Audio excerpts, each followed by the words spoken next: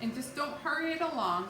These are going to turn out great. Sometimes with some, like my cookie dough recipe and stuff, you don't have to beat everything separately. You can put it all in together. In this mixture, for whatever reason, and I'm not going to question my grandmother, okay, because these are perfect. These turn out perfect, and they were my favorite cookie growing up. So whatever she says goes, okay? Whatever your grandmother says goes, everybody. I mean, hey, it is what it is. They were always right, no matter what. Well, at least mine were. All right, so as we spoon this in, you can kind of see the dough coming together. Now this isn't going to be a real thin type of dough. This is a cookie dough, similar to a sugar cookie dough, okay? Consistency, it's gonna be the same thing. You're gonna have to roll these out and cut them and everything. So this is a great project for the kiddos too, if you wanna get them involved in this. Okay, so the Easter Bunny is in self-isolation, so they're gonna have to help be Easter bunnies this year. That's all. That's all my mom did. When I got old enough, I helped become the Easter Bunny, and I helped the Easter Bunny. And sometimes the Easter Bunny needed a little bit of help hiding eggs or needing good places to hide and things like that. So get the older kids involved. Tell them they gotta help you out this year, and it'll be fun. It'll be a lot of fun. I just remember great memories growing up as far as helping my mother and the Easter Bunny to hide different things. And you know, when you become older, you can do things like that. You get extra privileges when you become older. You get to help the younger ones. And Easter is always a special time for me anyway, because it just is a sense of renewal, definitely celebrating the resurrection, and also just being with family. Now we know that a lot of us can't be with our entire family. We have to be with our households this year, but you know what? We can make it special. And when we all can be together again, we can celebrate even more. So we can kind of combine some holidays together, like St. Patrick's Day and Easter. We're gonna have some big celebrations going on here in Recordville, I'll tell you that much. All right, so I'm coming down to the last part of the sour cream. I had a little over a tablespoon or a big spoon in there, which is totally fine. I'm just kind of finishing that up just so that it's finished up. And I've got probably about a cup left of the flour mixture. Now you can really see this is really starting to come into a dough. So I'm gonna go ahead and add the rest of this flour mixture to the mix and let that just kind of all incorporate. And like I said, it really helps if you do this back and forth, you know, and like I said, I don't question my grandmother because she's right. It definitely, every time I make these, they come out foolproof. And so if I follow what she says, hint, hint, everybody needs to follow what their elders say, then it comes out super. And the last ingredient that I'm gonna add to this is vanilla. Because you gotta tie everything in with vanilla. Now you could have added it before if you wanted to into the wet ingredients, but I usually add it last. Again, it's just one of those things that my grandmother did, so I just followed her.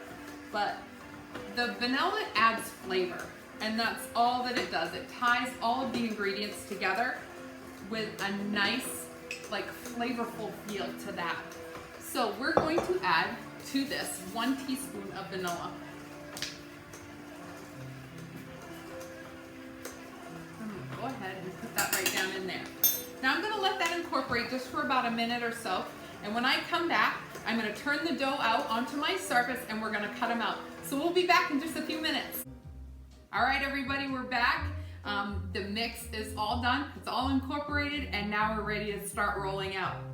So first what we're gonna do is I'm gonna work right off my counter. If you have like a cookie mat or something you wanna lay down, or a silicone mat, you can definitely do that. I just kinda use my counter.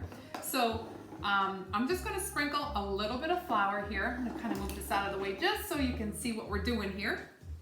And then we're gonna turn the dough out onto the flour surface. Now this is gonna look just like sugar cookie dough to you, all right? Except for it's so much yummier.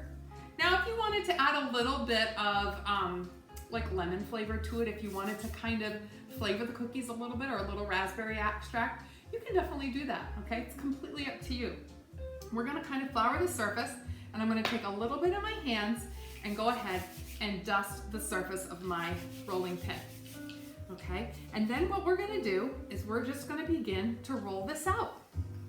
Now, you're gonna wanna keep your surface definitely dusted with flour, just so that it doesn't stick, because this is pretty smooth.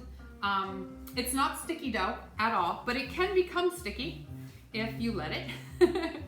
So I'm just gonna go ahead and just kind of keep dusting it and making sure that you're working with a nice dough consistency. Now this rolling pin that I'm using, you know, all of you know that I have some sort of rolling pin sickness, I think. Confessions of a baker, I have a rolling pin sickness, all right? I don't think I have a rolling pin sickness, but maybe I do.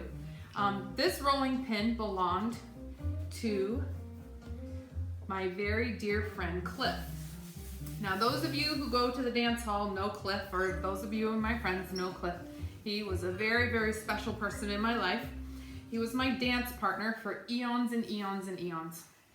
And he passed away a few years ago, and we miss him very much. But this actually belonged to his mother. So this rolling pin dated back to the early 1900s. Very early, like almost late 1800s, early 1900s. So this one is an extra special one for me. So some of the other ones I bought, and things like that, this one belongs to his mom, and he gave it to me. And he's such a special friend in my life, and I do miss him a lot. So lots of times I dig this one out and just kind of have fond memories of him. So we sure did dance up a storm. Oh my goodness. Some nights we would we'd come home, and I would get home from the dances, and I'd have to soak my feet in the tub because they hurt so bad, because we danced so much. But he was one of those of you who have been able to dance with Cliff Libby, definitely, if you were able to do that, or have the honor of dancing with him at all, definitely it was a treat. So I know my friend Carla down south liked to dance with him when she came up to visit, and a lot of people at the Spur. So, all right, so I have gone ahead and rolled this out to about 1/4 inch, okay?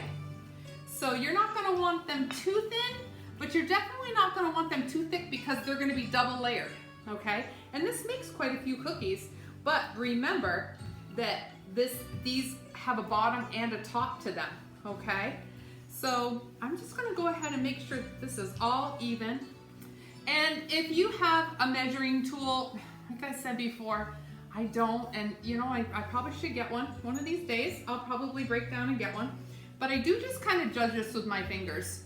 So if you're not quite sure, then go ahead and get one of those. Get a ruler, get a measuring tool. Make sure you sanitize the ruler though.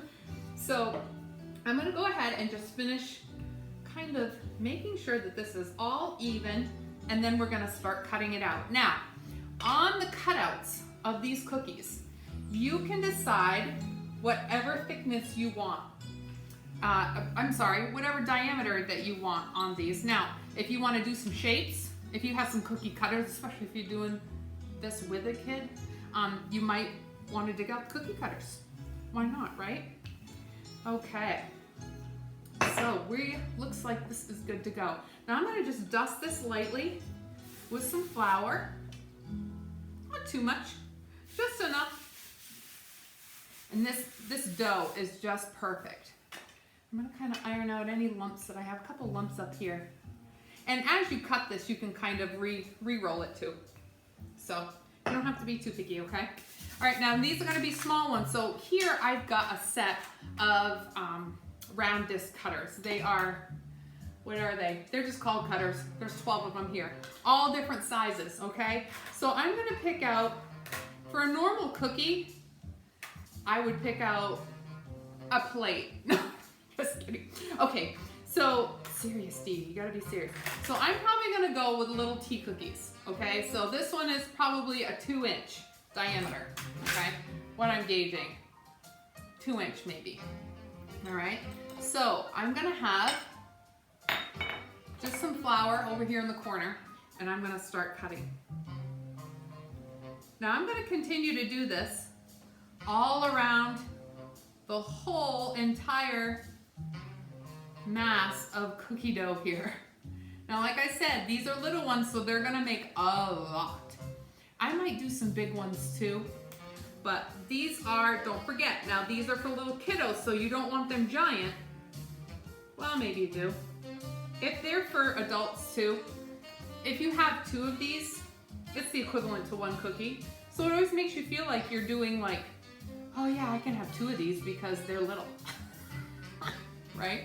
We always try to why do we justify it? I don't understand. Okay, so what I'm gonna do, I'm gonna keep cutting because I'm gonna be a few minutes here, so I don't want you to get bored. So go grab something to eat, go grab a snack, go grab your ingredients that you're gonna do with these cookies, and I will be back with you in just a few minutes, and we'll be able to start putting these together. So we'll be right back.